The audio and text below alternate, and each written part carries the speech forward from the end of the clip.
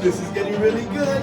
Bobbin tension, and now you need to know about it. This is, if you don't know, now you know. Okay guys, so there's a couple of important things about bobbin tension, and the first one is, how do you even adjust it?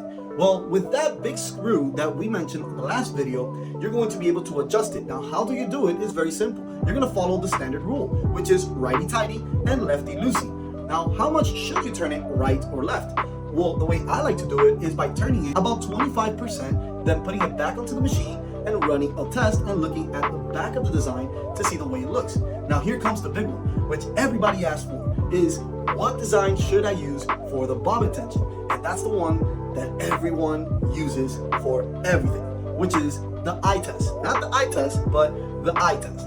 The reason why this design is being used more than anything else for bobbin tension is because in the back it shows you both left and right side and the middle, which is the actual bobbin thread.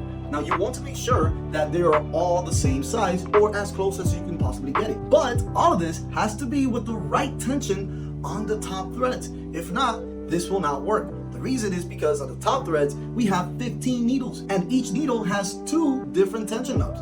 So the first thing we want to do is to make sure that the top tension is correct, and then we can work on the bottom tension, which is the bobbin. Now mind you, the top tensions use a different type of design, which a lot of people don't know this because they're used to using the eye test or the H test to test for the top tensions and the bottom tensions.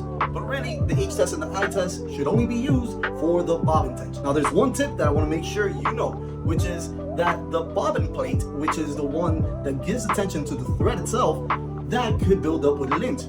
So you always want to make sure that you loosen the tension a little bit and then use either a piece of paper or a business card and just swipe the corner and see if some of that lint comes out. Because if you don't do that and there is lint in there, you can tighten that bobbin as much as you possibly can and it will still give no tensions whatsoever. A lot of customers tend to just switch out the bobbin case when the fix was very simple and it's just lint built up in it. Now there are 2 pro tips that I want to give you, and is number 1, how do you know when you have too much bobbin tension? And number 2, how do you know when you have too little bobbin tension? That's very simple to find out.